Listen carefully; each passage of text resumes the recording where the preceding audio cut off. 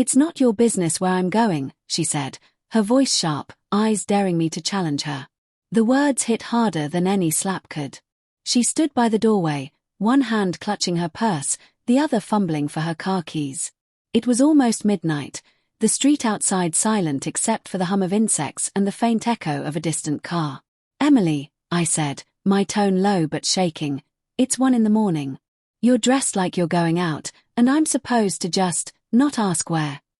She sighed, exasperated, as if I were the unreasonable one. I'm going out with friends. I don't need to report every detail of my life to you. That's not what this is, I said, but she was already turning the knob. You've been different lately. I just want to understand what's going on. Then trust me, she said flatly, stepping out. Good night, Daniel. The door closed with a dull thud that seemed to echo through my chest.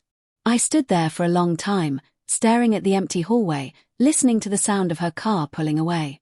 That was the night I stopped sleeping. It started small, the distance. Missed dinners. Late-night texts from co-workers. A phone she kept face down, always on silent. The excuses piled up, work parties, girls' nights, yoga retreats. Each one more convenient than the last. I told myself she was stressed, that maybe she just needed space. But deep down, I knew something had shifted. That night, I sat on the couch, staring at her untouched glass of wine. The clock ticked loudly, each second scraping against my nerves. Around 2 a.m., my phone rang. Her name flashed on the screen. Relief hit first, then confusion when I heard the sound on the other end.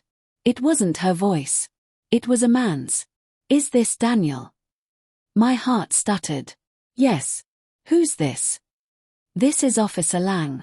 Your wife's been in an accident. You need to come down to the intersection at Brook and Pine. For a moment, I couldn't breathe. The words didn't feel real. Is she? She's alive, he said, cutting me off. But you should come right away. I drove faster than I ever had in my life. The city lights smeared across my windshield, my hands gripping the wheel so tightly they hurt. Every scenario played in my head, twisted metal, flashing lights, her broken body.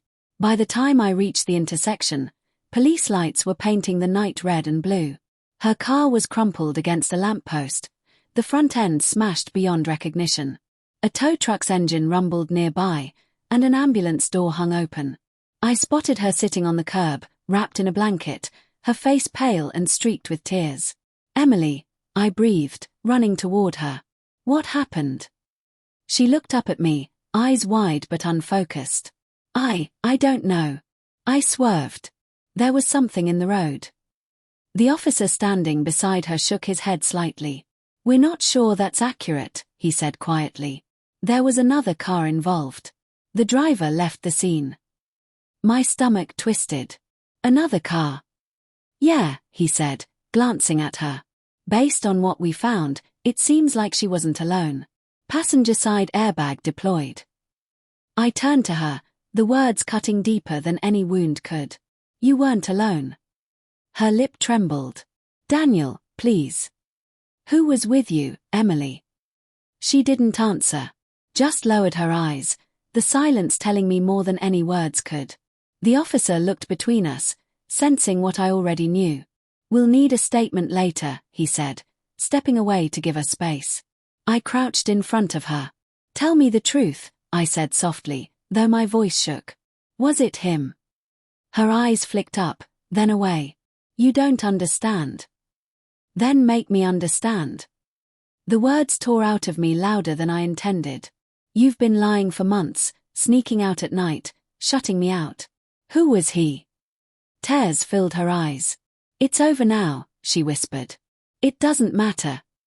It matters to me. I shouted. It matters because you were supposed to be my wife. She broke then, sobbing uncontrollably. It wasn't supposed to happen. He made me feel alive again. I thought I could end it, but I felt the world tilt beneath me. My chest tightened, breath catching as the pieces finally clicked together.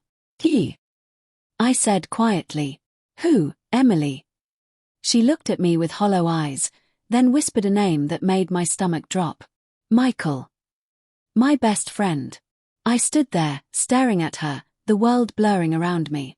The laughter, the late nights they spent planning surprise parties, the way they texted inside jokes when I wasn't looking, it all came flooding back, every moment I'd brushed aside as harmless. He was with you tonight? I asked, barely holding my voice steady. She nodded once. He ran. He said he couldn't be caught. He left me there. My vision darkened for a second. I turned away, gripping the edge of the ambulance to keep from collapsing. The officer returned with a clipboard, but one look at my face told him to leave us be. Emily sat motionless, clutching the blanket around her shoulders. I could hear the distant hum of engines, the hiss of rain starting to fall. Get in the car, I said finally. She blinked. What? I'll take you home. The ride was silent. She stared out the window, and I stared at the road. The rain grew heavier, drumming against the roof. My mind replayed everything, her perfume lingering after nights she claimed to be with friends, the way she changed her passwords, how distant she'd grown even in our bed. When we pulled into the driveway, she reached for my hand. I pulled it back. Daniel, please, she whispered. I made a mistake. I was lonely. You were always working. I turned to her, my voice low but sharp. Don't blame this on me. She flinched. I'm sorry.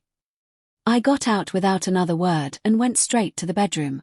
Her things were everywhere, makeup on the dresser, clothes folded neatly in drawers. All of it felt foreign now, as if I was standing in a stranger's home. She followed me in, crying softly. Please don't leave me. Leave you? I said bitterly. You already left me, Emily. You just didn't bother to pack.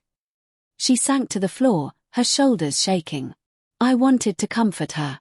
God help me, I still loved her. But every time I looked at her, I saw his face. By morning, I couldn't stand the sight of the house. I drove aimlessly until I ended up near Michael's place. His car was gone. His porch light off. He'd disappeared, just like she said. I called his number. It rang once, then went straight to voicemail. 2 days later, police found his car abandoned near the state line. He'd fled town.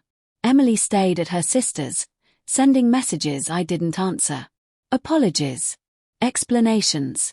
Promises. But none of them mattered. Every time I closed my eyes, I heard her voice again, sharp, cold, certain. It's not your business where I'm going. I guess she was right. That night at 2 a.m., the universe finally decided to show me where she'd been going all along.